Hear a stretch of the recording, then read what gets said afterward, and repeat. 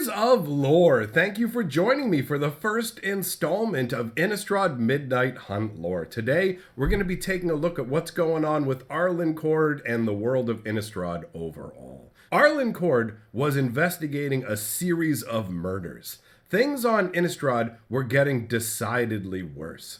A blanket of cold had enveloped the world. Frost crept its way across the grass. Ice hung from the trees, and the days, more troublingly, grew shorter and shorter, the sun disappearing hours earlier than it should each day. Each night was a fraction longer than the last, a worrisome progression. As a result, the vampires of Falconwrath had been emboldened. They were coming to different villages in different guises, pretending to be monks and the like, causing panic and fear for their own entertainment, and feeding on whoever they felt like.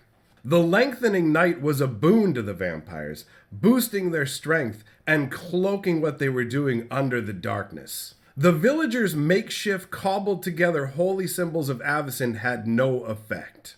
The angel was long gone, along with the protection that she used to provide. A part of Arlen longed to be in the woods, just alone with the wolves. The woods were a place of peace for her. Villages were a place of despair and trouble. But ultimately she found she couldn't abandon the humans, so she visited different villages, learning what she could. Everywhere that she went, there were murmurs about how the world was getting darker and darker. The crops were failing. There wasn't enough daylight. There was too much cold. Food stores would run out for certain. Arlen did what she could to reassure the villagers in these different locations where possible. The vampires had ventured much further than before, leading many villagers to be wary of outsiders. Some villages were protected by werewolves, and groups of these werewolves were more than a match for the solitary vampires that were coming out to prey on the villagers. However, if the vampires ever decided to move en masse, then there would be serious problems that even these werewolf guards would not be able to handle. Passing through one village, Arlen was able to make out a very odd scarecrow, and after staring at it for a while, she was able to determine that it was literally made out of a vampire that had been torn apart by werewolves. This scarecrow had been created at the suggestion of the witch. Arlen's investigation of the witch led to the discovery of a white stag. She had been hunting it for days now. The white stag scent was irresistible to her, and it should have been easy for her to find. However, every time her and her wolves felt like they were on the verge of catching the stag, it would somehow elude them. And oddly enough, when they were able to finally corner the stag, she ended up letting it go. The wolves that were with her did not agree with this decision. They were hungry. They wanted to devour the stag. Arlen was familiar with that hunger. She knew it very well, but there was something about this stag that she knew needed to be protected. It had a mystical presence, and to eat it would be profane. The wolves grumpily subsided, and as a pack, they hunted for a meal of the variety they were accustomed to and fed rather easily.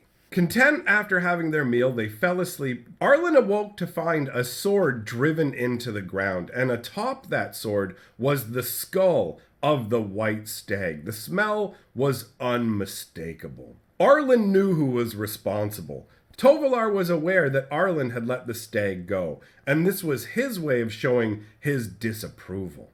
Pushing thoughts of him away, after all, they had parted ways long ago and she had no desire to reconnect, she instructed her wolves to look for signs of witches. Heading deeper into the woods, they located a number of ancient carvings in a tree where an opal gemstone was hanging, and there was the scent of cinnamon clinging to it. She had heard of these secret signals that led to the Enclave through one of the villagers that she had interviewed. After locating the first of these guide markers, the process to find more became easier until shock jolted through Arlen when they arrived at another guide marker, and directly below the guide marker was the white stag. Arlen knew this was impossible.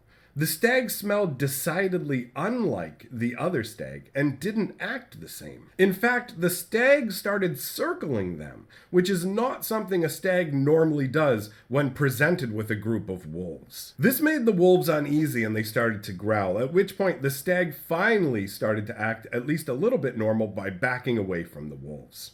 Arlen shifted back into her human form, reluctantly letting go of her wolf. What had the villagers said the witch's name was? Ah yes, Catilda, she called out. Looking around where they were, she noticed they were at the outer edge of the Celestis. Ancient ruins with massive broken stone rings soared into the sky above her. As a child, her mother would never let her come here and warned her away from this location. Arlen shuddered and turned her gaze back down to the forest. But everything had changed. Candles floated in the air with little grinning faces carved into them. They were candle guides.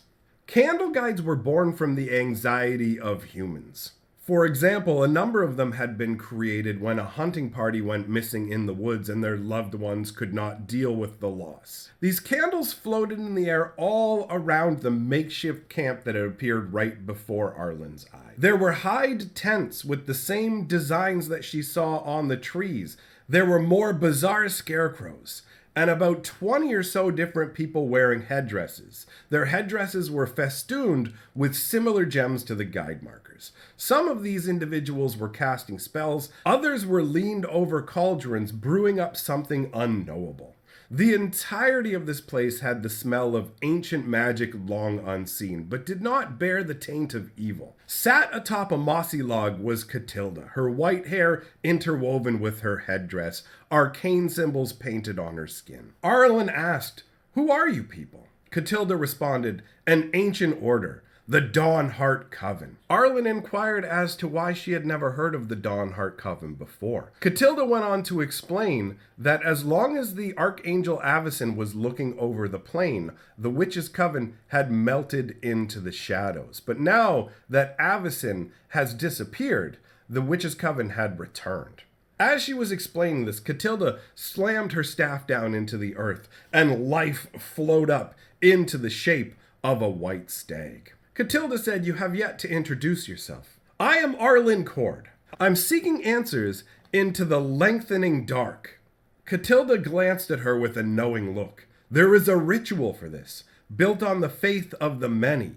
Now that Avacyn is gone, the people must return to the ways of Harvesttide." Arlen was annoyed by this. "You mean the festival about drinking tea and eating pies? This is an absolute waste of my time." Catilda smirked. Harvesttide has a deeper meaning. It's a celebration of humanity's triumph throughout the years, surviving against the depredations of werewolves and vampires and geists. We must rely on ourselves now. We must gather under the Celestis and communally feed it our power. Arlen couldn't believe what she was hearing. This is absolute madness. All you're doing is painting a giant target on your back. Every vampire and geist from miles around will be drawn to you like a lodestone. We don't need ancient folk tales. Catilda's response was emphatic. To bring back the dawn, we must bring back hope. The heart of the Celestis is a golden lock. We need the moon silver key. Arlen's mind could not get past the danger that was involved, but Catilda continued onwards. If the ritual is not finished, and not finished correctly, Innistrad will be blanketed in night. Humanity will be doomed. The conversation was cut short by the sound of a deep wolf's howl. Arlen tensed up. Tolivar had arrived. Well, my friends, I hope you enjoyed this installment of Innistrad Midnight Hunt lore. The next lore video is going to dive into the backstory for Ren and Seven on Innistrad, so come on by for that. If you like what's going on here, then consider supporting us on Patreon. It does mean a lot. Thanks for coming by, my friends, and remember, lore is life.